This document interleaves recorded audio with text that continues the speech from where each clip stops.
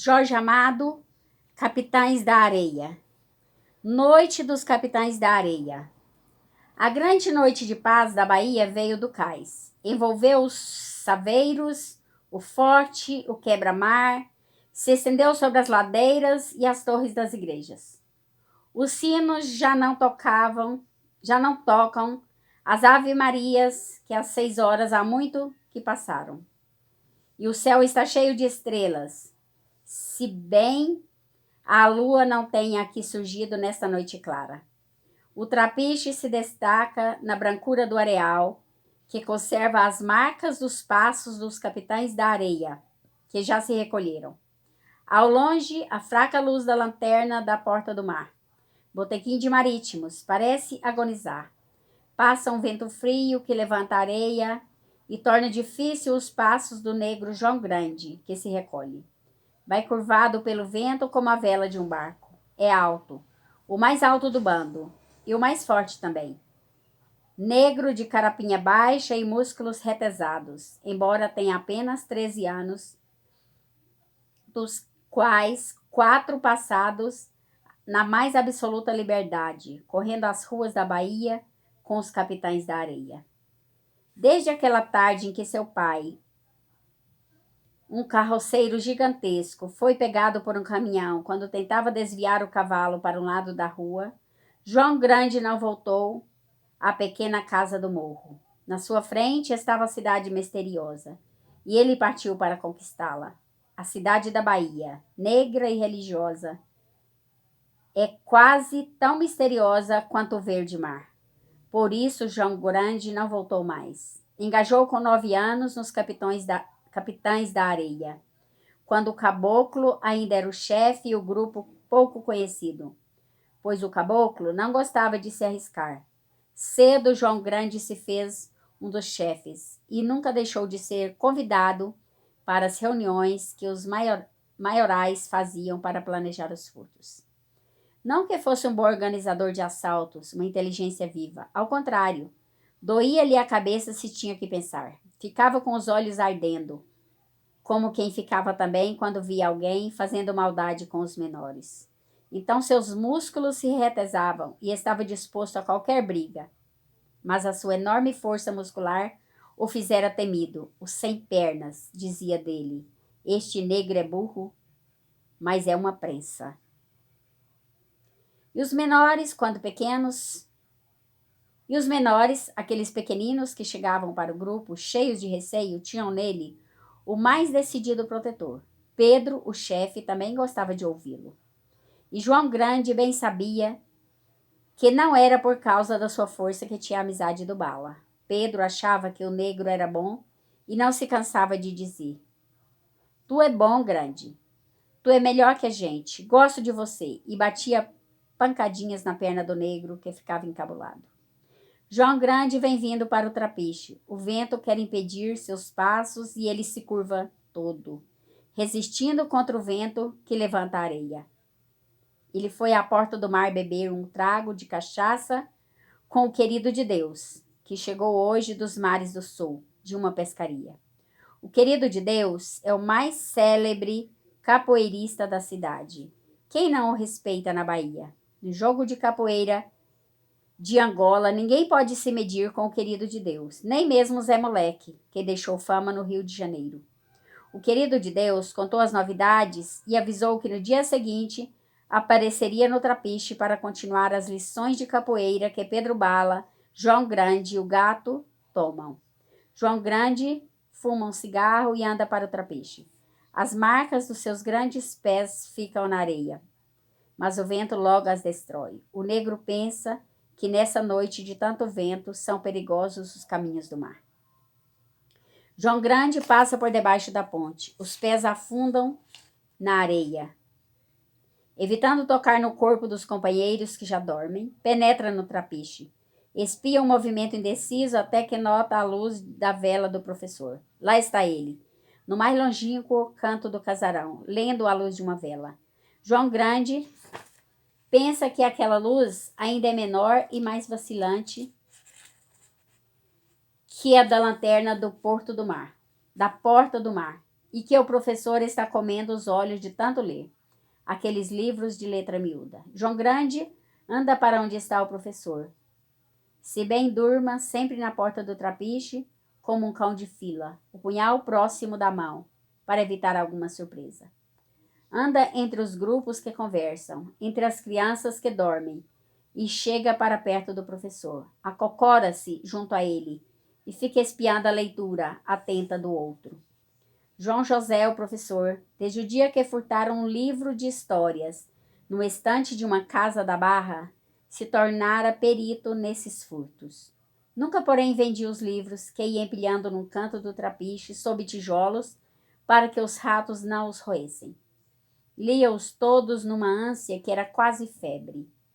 Gostava de saber coisas e era ele quem, muitas noites, contava aos outros histórias de aventureiros, de homens do mar, de personagens heróicos e lendários, histórias que faziam aqueles olhos vivos se espicharem para o mar ou para as misteriosas ladeiras da cidade, numa ânsia de aventuras e de heroísmo. João José era o único que lia correntemente entre eles, e, no entanto, só estivera na escola ano e meio.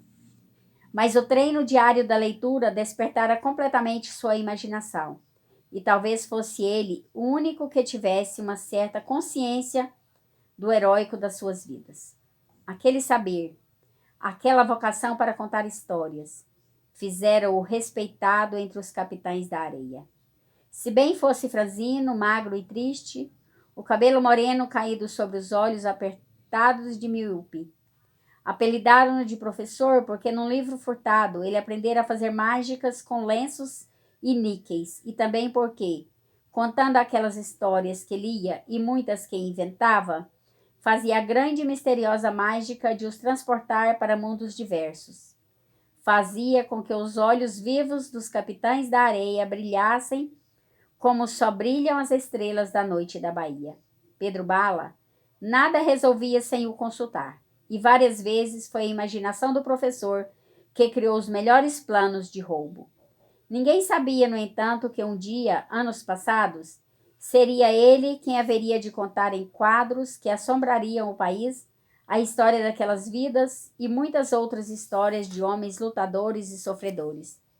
Talvez só o soubesse Dona Ninha, a mãe do terreiro da Cruz de Opô, a Fonjá, porque Dona Ninha sabia que tudo que lá se diz através de um búzio nas noites de temporal. João Grande ficou muito tempo atento à leitura. Para o negro, aquelas letras nada diziam. O seu olhar ia do livro para a luz da oscilante da vela, e desta para o cabelo despenteado do professor. Terminou por se cansar e perguntou com sua voz cheia e quente: Bonita, professor?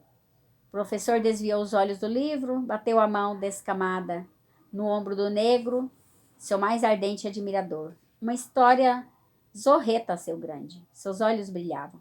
De marinheiro? É de um negro assim como tu, um negro macho de verdade. Tu conta? Quando findar de ler, eu conto. Tu vai ver só que negro. E volveu os olhos para as páginas do livro. João Grande acendeu um cigarro barato, ofereceu outro em silêncio ao professor e ficou fumando de cócoras, como quem guarda a leitura do outro. Como quem guardando a leitura do outro. Pelo trapiche ia um rumor de risadas, de conversas, de gritos. João Grande distinguia bem a voz dos sem-pernas, estrídula e fanhosa. O sem-pernas falava alto, ria muito. Era o espião do grupo. Aquele que sabia se meter na casa de uma família uma semana, passando por um bom menino perdido dos pais na imensidão agressiva da cidade.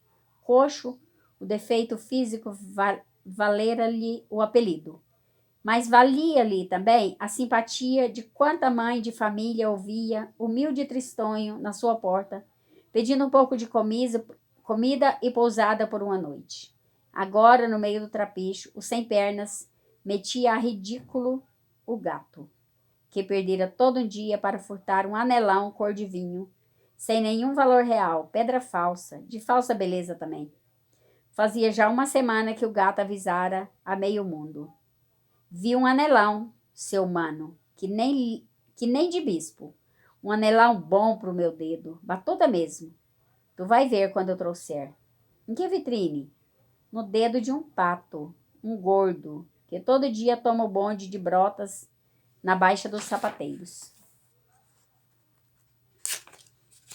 E o gato não descansou enquanto não conseguiu, no aperto de um bonde das 6 horas da tarde, tirar o anel do dedo do homem, escapulindo na confusão, porque o dono logo percebeu.